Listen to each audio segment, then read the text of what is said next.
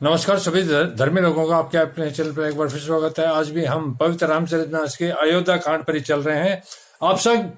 आप सब लोग मुझे टीका काटने के लिए कह रहे हैं। यहाँ भरत जी सभी को बता रहे हैं, राजा की आज्ञा सभी के लिए अच्छी है, मैं किस प्रकार से उत्तर दूं। राम के वनवास पर यह समस्या होगी उनके सामने। जिसकी जैसी रुचि हो आप लोग सुखपूर्व वही कहे। मेरी कुमाता कई समेत मुझे छोड़कर गई है, और कौन कहेगा कि यह काम अच्छा किया गया है। इस राम के वनवास पर मेरी माता कैकेयी के अलावा और कौन कहेगा कि यह काम अच्छा किया गया है। जड़ चेतन जगत में मेरे सिवा और कौन है जिसको सीताराम जी प्राणों के समान प्यारे न हो। भरत जी की बहुत बुरी हालत हो गई यहाँ पर कि जड़ और चेतन में ऐसा कौन प्राणी है जिसको श्री सीताराम जी प्राणों के समान प्यारे न हो। जो परम हानि है उसी से सबको बड़ा लाभ दिख रहा है। मेरा बुरा दिन है, किसी का दोष नहीं। आप सब जो कुछ कहते हैं सो सब उचित ही है, क्योंकि आप लोग संशय शील और प्रेम के वश है। यहाँ पर श्री रामचंद्र जी के वनवास जाने पर जब भरत जी को राज सिंहासन पर गुरु ने बैठने के लिए कहा, तब यह समस्या उनके सामने आ गई और उन्होंने जवाब देना शुरू किया। श्री रामचंद्र जी की माता बहुत ही सरल हृदय है और मुझ पर उनका विशेष प्रेम है, इसलिए मेरी दीनता देखकर वे स्वाभाविक ही स्नेहवासी ऐसा कह रही है। गुरुजी ज्ञान के समुद्र हैं, इस बात को सारा जगत जानता है। जिनके लिए विश्व हथेली पर रखे हुए बेर के समान हैं, वे भी मेरे लिए राज तिलक का साज सज रहे हैं। सत्य है, विधाता के विपरीत होने पर सब कोई विपरीत हो जाते हैं। श्री रामचंद्र जी और सीता जी छोड़कर जगत में कोई यह नहीं कहेगा कि इस अनर्थ में मेरी सम्मति नहीं है। यहाँ पर भरत जी कह रहे हैं, श्री रामचंद्र जी और श्री सीता जी को छोड़कर और कोई भी इस जगत में यह नहीं कहेगा कि इस राम के वनवास में मेरी सम्मति थी या नहीं।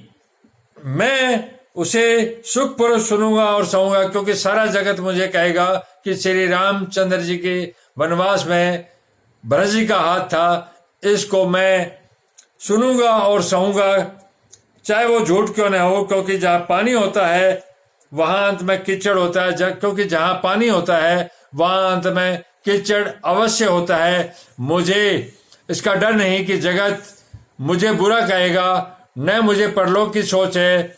मेरे हृदय में तो बस एक ही दुस्सह दावानल धधक रहा है, अर्थात एक तरह की अग्नि धधक रही है कि मेरे कारण सीताराम जी दुखी हुए।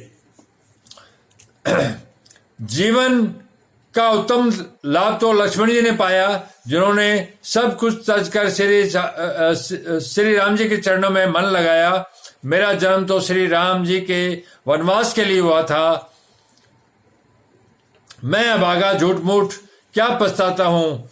सबको सिर झुकाकर मैं अपनी दारुण दीनता कहता हूँ। श्री रघुनाथ जी के चरणों के दर्शन किए बिना मेरे जी की जलन न जाएगी। जब तक भरत जी यहाँ पर कह रहे हैं, जब तक मैं श्री रामचंद्र जी के वनवास में जाके दर्शन न कर लूं, तब तक मेरे जी की जलन न जाएगी। मुझे कोई दूसरा उपाय नहीं सूझता। श्री राम जी के बिना मेरे हृदय की बात कौन जान सकता है। श्री राम जी के बिना इस जगत में ऐसा कौन है जो मेरे हृदय की बात को जान सके।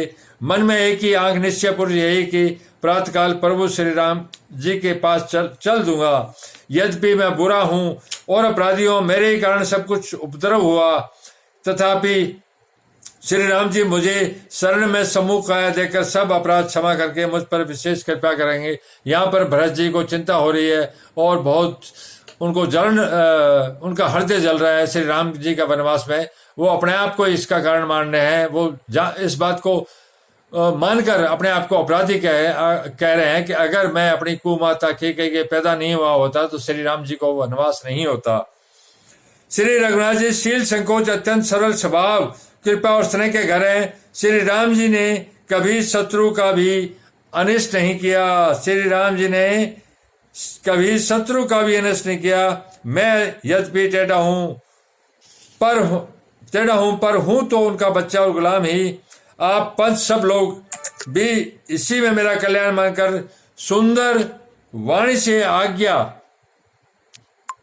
सुंदर वाणी से आज्ञा और आशीर्वाद दीजिए, जिसमें मेरी विनती सुनकर मुझे अपना दास जानकर श्री राम जी राजधानी को लौट आए। यद्यपि मेरा जन्म कुमाता से हुआ है और मैं दुष्ट तथा सदा दोष युक्त भी हूं, तो भी मुझे श्री राम जी का भरोसा है कि मुझे अपना जानकर त्यागेंगे नहीं। यहाँ पर भरत जी बोल रहे हैं कि मेरा जन्म कुमाता से हुआ है, मैं दुष्ट तथा दोषयुक्त भी हूं, तो भी मुझे इस बात का मेरे अंतर्मन तक पर भरोसा है कि श्री राम जी मुझे अपना जानकर कभी त्यागेंगे नहीं। धन्यवाद। शुभ रात्रि। कल फिर मिलेंगे।